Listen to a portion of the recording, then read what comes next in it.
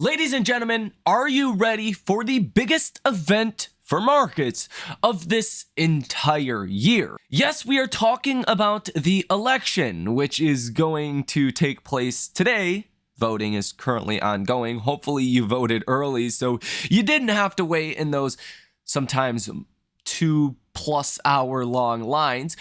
Nonetheless, we're here to talk about markets and the implications for the election, in which I have to say, things look pretty good. And yes, I have been a bear. I think there is a strong bear case at the same time as there is a very strong bull case. But I have to say, I'm leaning more towards the bull case for the outcome of this election. No matter what happens, you are going to see uncertainty lifted off of our markets. No matter who wins, there's going to be a little bit less uncertainty. Now, I also when I think about this, I've heard contested election, and we're not going to know the results of the election for weeks, right? We all have. That's kind of grown to be the consensus at this point. In fact, I think we're going to know who the president is by late tonight. Why do I say that? Well, as I sit here with Fox News on, not to be, political, I just think they have the best coverage of the election. And yes, the cruise ship has Fox News. They are showing all of the swing states from the last election and when the results came in for those swing states, and by midnight, how much of the vote was counted. In all of the swing states, Wisconsin, Michigan, Pennsylvania, Georgia, right? You had 85% or more of the vote counted that night. Unless it's super, super, super close, you're pretty well able to call a state after about 75% of the vote is completed. So it would seem likely to me, from that standpoint of the 2020 election results and the time frame in which it took to actually count votes, we should know who the president is tonight. I think that in and of itself is going to be a positive shock event for the markets. Since everyone's growing to expect a contested election, knowing who the president will be tonight, no matter who it is likely going to be a positive. Now, here on the day today, there's a couple different factors I want to share with you. First and foremost, what does the stock market typically do after the US election? Well, in 2020, you were up 2.2% the day later. There was a lot of money printing. There was a lot of stimulus at this time, and things were just fine in November of 2020, relatively speaking, right? Markets didn't peak out until the following November. So yes, we had a very positive reaction after the election. Again, you lift that uncertainty. In 2016, the day after the election, when Trump won for the last time, markets were up 1.11% the day after. In 2012, markets were down 2.37% the day after. And in 2008, markets were down 5.27% the day after. But there was really, broader recessionary fears at the time. Bottom line here, median return is negative 0.66% the day after the election. A week after the election, you're typically down 0.31%, but a month later, you're normally up about 2.4% following the election. Now, this is not really what I want to show you. What I really want to show you is the VIX. The VIX is down 7.60% today. But you're still at 20.31. So the expectation of volatility is still high. That's why the VIX is high. After you get certainty about who the president is going to be, that could definitely fuel some hedges being taken off of portfolios. So how the VIX works is it monitors the puts and calls on the S&P, right? The skew of that. So when the VIX rises, there's more puts being bought than calls.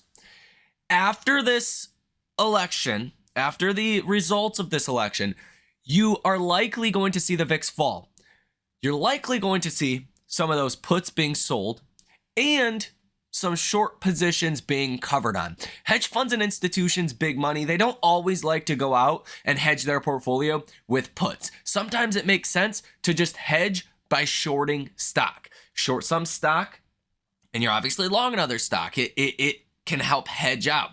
So after the election, you could see a lot of shorts covering based on the VIX. The VIX as a measurement will tell you that there could be a lot of shorts covering over the next 24 to 48 hours, and that would definitely boost the markets higher. Now, the big thing that I'm noticing today is although your indexes are in the green by quite a margin at the time of recording this video, the S&P is up 0.93%, the NASDAQ up 1.15%, the Russell is up 0.83%, and the Dow is up 0.74%. Now, I'm actually really excited about the makeup of this move today. So if we take a look at the RSP is up 0.66%, and that's better than Apple.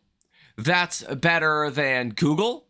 That's not as good as Microsoft or Amazon or Meta or Nvidia, but you are seeing the equal weight outperforming some of your other big tech stocks. Now, yes, Nvidia is kind of, are you really going to compare Nvidia to some of these other stocks in terms of how liked it is, how invested it is, right? So clearly big tech is also going to benefit from markets going higher. But I think from the standpoint of where do hedges get covered, it's likely not where the shorting activity has taken place in big tech, at least from what I can see. It looks like a lot of the shorting activity has taken place in the Russell. It's taken place in the more sensitive areas of our markets. So from a pure, removing uncertainty standpoint, I don't think big tech is going to benefit nearly as much as the broader markets. Now, depending on who wins, different sectors may perform a little bit better. But I think from a generalized standpoint, I'm expecting more of a broad-based rally no matter the outcome of this election. So I don't think it's going to be led by big tech, right? I think it's going to be a broad-based rally, especially if we consider bond yields. Now, this is something I have just beaten home almost every single day here on this channel. Bond yields today for the 10-year Treasury, okay, they're up 5.5 basis points to 4.364%. Bond yields, number one, have went insane in recent weeks, like insane. Since September 18th, bond yields have went up, 90 basis points? The rise in bond yields has been insane. So whether this is justified or not over the 10-year period of the 10-year Treasury, who knows? Maybe we do have higher inflation, better economic activity. Maybe it makes sense for 10-year Treasuries to be priced where they are now. But in the short term, you are likely going to see a sell down in yields. You're more likely to see yields fall than to continue to go up at this point, even if it is, after all, momentarily. Now, we have the Fed meeting on Thursday. But coming into Thursday, there's a much stronger case for 10-year Treasury yields to fall rather than to go up further after the election. And this is the big reason why I think we will get a broader market rally if we get a rally after the election, really coming tomorrow. I think 10-year Treasury yields are due for a pull down, lift uncertainty with yields falling. That is very supportive to small caps, industrials, cyclicals, banks, depending on who wins. Like if Trump wins, banks are going to do a little bit better. Tech's going to do a little bit better. Small caps are going to do a little bit better. If Kamala wins, big tech's going to do a little bit better. Green energy is going to do a little bit better. Minus Tesla, because current administration does not like Tesla too much, and Elon and Trump get along very well. So there's going to be different sectors and different winners, just however this thing plays out. But at this point, I see a stronger bull case for markets to go higher tomorrow. Now, what happens with the Fed on Thursday, if they're, kind of super dovish, like I'm expecting they will be, or if they're more, on the concerned about inflation side, we will see, and that will obviously help drive markets on Thursday. But even from the Fed's perspective, I don't think the Fed likes where 10-year Treasury yields are right now. Think about it like this. The Fed was trying to accommodate markets when 10-year Treasury yields were at 3.6%, 3.62% and some change. They are at 4.34% today, almost 4.35%. That's not where I think the Fed wants 10-year Treasury yields to be trading at. It's just, it puts a lot more restriction on the economy. It really slows things down. It's like slowly, constricting something, the higher yields go from here. So I think even from that perspective, that supports bond yields falling. We just had a 12,000 jobs number. Like, are you serious? Treasury yields went up like 10 basis points when we got that 12,000 job number. I think you're due for a large pullback in yields, which more than likely gives you a rally in markets.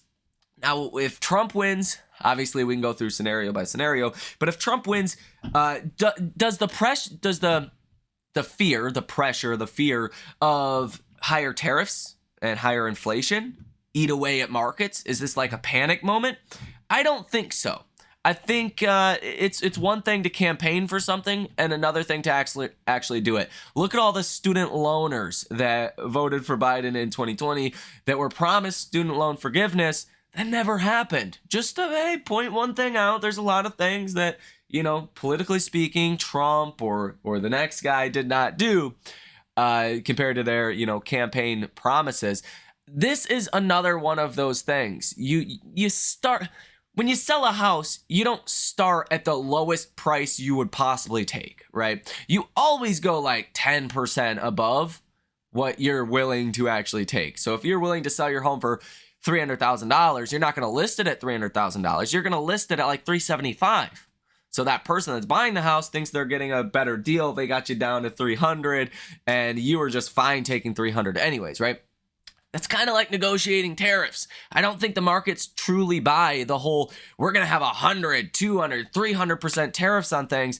That is just fear mongering. I think it makes good headlines more than it actually is plausible. So from my perspective here, it actually, looks like there's a pretty good risk to reward for markets heading into tomorrow. I think there's a much greater chance that markets are higher tomorrow than lower.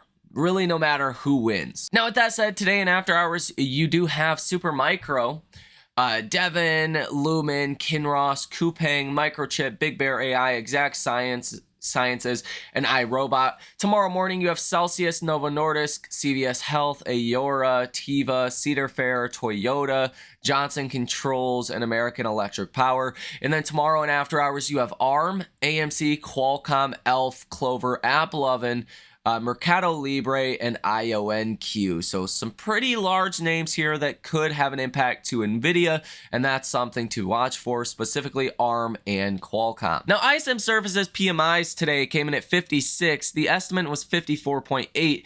That does help explain some of the rise in 10-year Treasury yields that we were seeing. That 5 basis point rise, this actually makes sense because the data came in stronger. What I've grown a little worried about in recent, days and weeks is the rise in 10-year Treasury yields, even when we got a really bad jobs report, even when we got, really bad consumer metrics. Like, that shouldn't have happened. Today's correlation with bonds makes a little bit more sense. With that said, the percent of stocks trading above their 50-day moving average at the time of recording this video is up 4.2% today. So 4.2% of all stocks are breaking above those 50-day moving averages, which that just shows today is actually a pretty strong day broadly for the markets.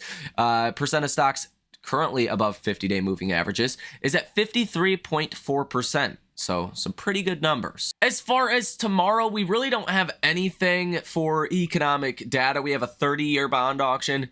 May or may not be important. Probably not. I think all of the attention is going to be on who's the next president. Do we know who the next president is?